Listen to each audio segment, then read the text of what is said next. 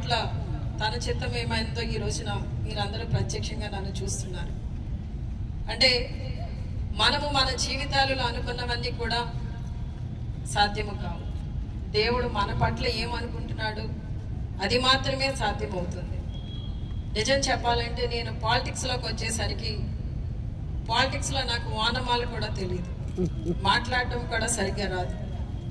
అలాంటి నన్ను ఈ రోజున సమయస్ఫూర్తి జ్ఞానాన్ని ఇచ్చి దేవుని రెక్కల చాటున నన్ను కాపాడుతూ ఆయన జ్ఞానాన్ని ఇచ్చి ఆయన తెలివితేటలతో నన్ను నడిపిస్తూ ఈ రోజున ఈ స్థాయి వరకు నన్ను తీసుకువచ్చాడు దేవుడు.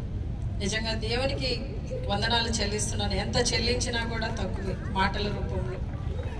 ఈ రోజున మనమందరం కూడా మన జీవితాల్లో చాలా ప్లాన్స్ వేసుకుంటూ ఉంటాం, ఇలా చెయ్యాలి అలా చెయ్యాలి అని.